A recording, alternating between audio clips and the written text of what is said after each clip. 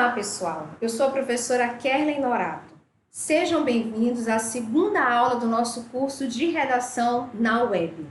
No vídeo anterior, nós apresentamos para você a nossa primeira proposta de redação e trabalhamos com a competência 1. E no final da aula, eu deixei uma perguntinha para você pensar. Como eu faço para começar o meu texto muito bem? Então, esse é o assunto da nossa aula de hoje. Mas antes, é importante pensar sobre alguns conceitos importantes. Você sabe a diferença entre texto, gênero e discurso? Sabe o que são sequências ou tipologias textuais? Sobre a primeira pergunta, basta você acessar o nosso material de aula da unidade 2, lá na sala do Classroom, que você vai entender direitinho a diferença entre esses conceitos. E sobre a segunda pergunta, nós elencamos aqui as 6 sequências textuais que existem. Elas podem ser narrativa, descritiva, injuntiva, dialogal, expositiva ou argumentativa. Calma, tudo isso está explicado lá no nosso material de aula.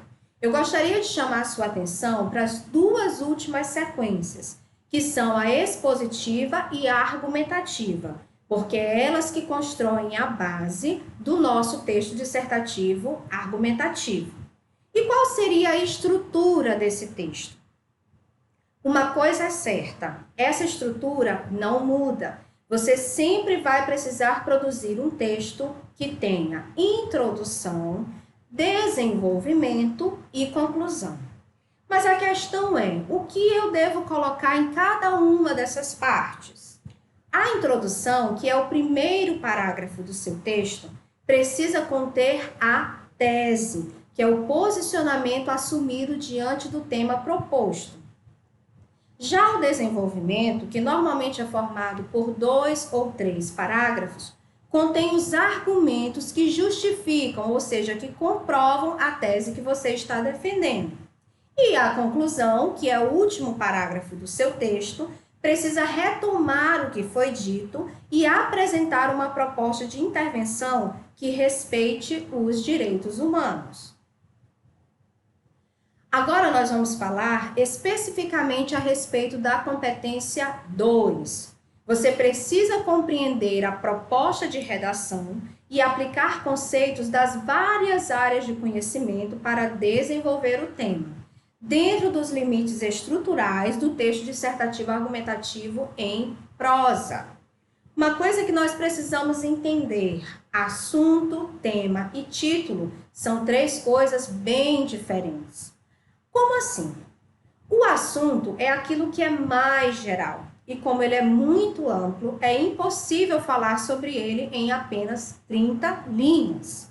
Por exemplo, o assunto da nossa proposta de redação seria democracia, mas isso é muito aberto, porque a democracia tem vários desdobramentos. Então, eu poderia falar na democracia no âmbito político, em relação à igualdade de gênero, ou ainda relativo às classes sociais. Por isso que o tema é um recorte daquele assunto.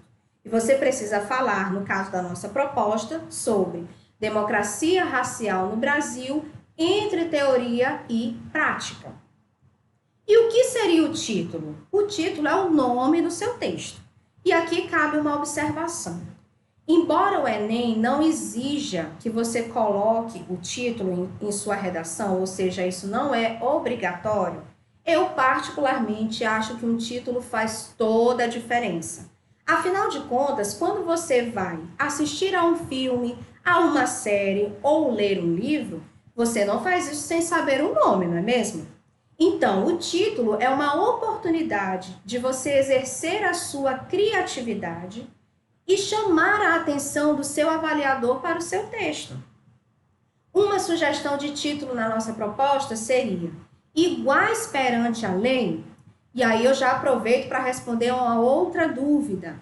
Eu posso fazer uma pergunta no meu título? Pode, você só não pode esquecer de responder. Outra questão que nós precisamos pensar é qual o papel dos textos motivadores. Afinal de contas, eles sempre estão ali disponíveis na proposta. O papel desses textos é inspirar você, clarear a sua mente e apontar possíveis abordagens a respeito daquele tema. Mas cuidado, eles estão ali apenas para servir de inspiração, não para serem plagiados. Então, você não pode, de forma alguma, transcrever trechos e colocar na sua redação. Qual seria, então, o próximo passo, depois que eu fiz a leitura cuidadosa dos textos motivadores? Formular a tese. E como eu faço isso? Transformando o tema em pergunta. Por exemplo, no Brasil, a democracia racial existe de fato ou a igualdade de direitos entre pessoas brancas e negras não extrapola o texto da lei? Diante dessa pergunta, você pode assumir 3 posicionamentos diferentes. Você pode dizer que sim, que no Brasil a democracia racial existe de fato. Você pode dizer que não, que essa igualdade de direitos entre pessoas brancas e negras não sai do papel, ou seja, não extrapola o texto da lei. E você pode dizer que sim e não, que é o que nós chamamos de concordância parcial.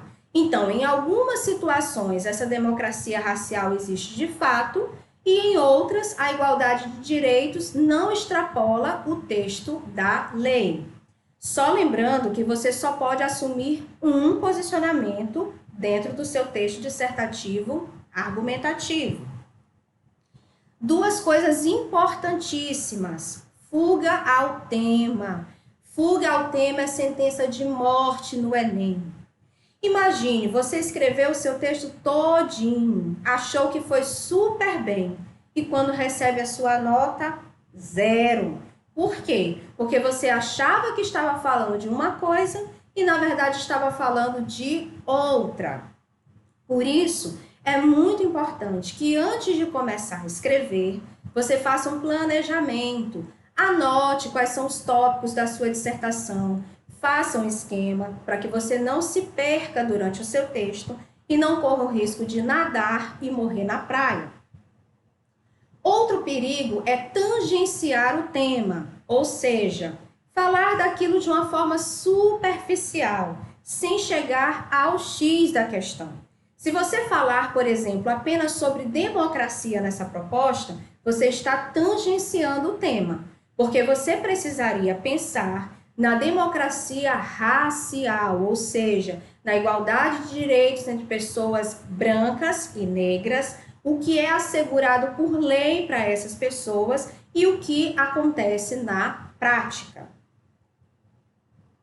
Agora nós vamos pensar sobre como construir as frases que vão formar os parágrafos da sua dissertação. E aqui vão alguns conselhos importantes. Não use frases longas. É preferível que você seja objetivo, para não se perder naquilo que você está querendo dizer. Evite as frases invertidas. Prefira escrever o seu texto na ordem direta. Primeiro o sujeito, depois o verbo, depois o complemento. Não use frases sonoras, aquelas frases que causam ecos, com repetição de consoantes, de vogais. Afinal de contas, você não está escrevendo um poema. Fuja das ambiguidades. Seu avaliador não vai ficar perdendo tempo tentando entender o que foi que você quis dizer. Olha esse exemplo aqui. Ela disse ao menino que a sua bolsa estava sobre a mesa. De quem é a bolsa? É dela ou é do menino? Eu não sei, porque essa palavra sua causa uma ambiguidade, um duplo sentido para essa frase. Evite poluir visualmente o seu texto, usando muitos travessões, aspas, exclamações, interrogações. E fuja das frases complexas ou prolixas, porque tem gente que acha que a dissertação é uma oportunidade para impressionar o avaliador, usando aquela linguagem rebuscada, cheia de palavras difíceis. Muito pelo contrário, quanto mais claro e objetivo for o seu texto, melhor. E agora nós vamos pensar em como os parágrafos são construídos. O parágrafo nada mais é do que um conjunto de um ou mais períodos que se desenvolvem em torno de uma ideia central. E essa ideia nós chamamos de tópico frasal. Normalmente, os tópicos frasais vêm no início do parágrafo e as outras frases vão complementá-lo, explicando, provando, detalhando ou exemplificando. No aspecto formal, seu parágrafo precisa começar com o afastamento da margem esquerda, usando letra maiúscula e sendo encerrado com um ponto. E aqui nós apontamos algumas possibilidades de como você pode formular o seu tópico frasal. Você pode fazer uma declaração afirmando algo que será defendido no seu texto, ou seja, apontando já para a sua tese, uma definição, colocar um conceito sobre o tema abordado, fazer uma alusão histórica, pensando em como aquele fenômeno se desenvolveu ao longo dos anos. Pode ser em forma de pergunta, só não se esqueça de respondê-la. Você pode utilizar também citações. Aí existem dois tipos, a citação direta ou indireta. A citação direta acontece quando você sabe exatamente as palavras daquilo que você quer colocar do pensamento de determinado autor. Então, você escreve isso e coloca o seu texto entre aspas. Quando eu não lembro exatamente quais eram as palavras, eu posso usar a citação indireta, que é uma paráfrase das palavras daquele autor. Eu só não posso esquecer de indicar a quem pertence aquele pensamento.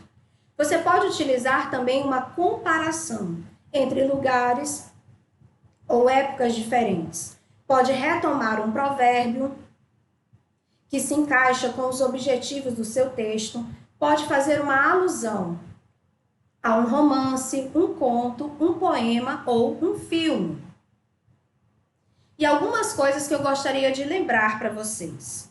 Não se esqueçam de fazer as atividades do Google Classroom, entregar a proposta de redação de vocês para que nós possamos fazer essa correção e te dar um feedback sobre essa primeira produção. Essa semana nós vamos disponibilizar um podcast sobre o racismo científico no século XIX, para ajudar você a entender como determinadas estruturas de pensamento foram criadas ainda no século XIX e como essas estruturas ecoam até hoje e influenciam na forma como a sociedade brasileira vê a pessoa negra. E eu já gostaria de deixar uma outra perguntinha para a nossa próxima aula, para você pensar. Como eu faço para justificar a tese? Eu espero que você aproveite ao máximo o nosso curso e até o nosso próximo encontro.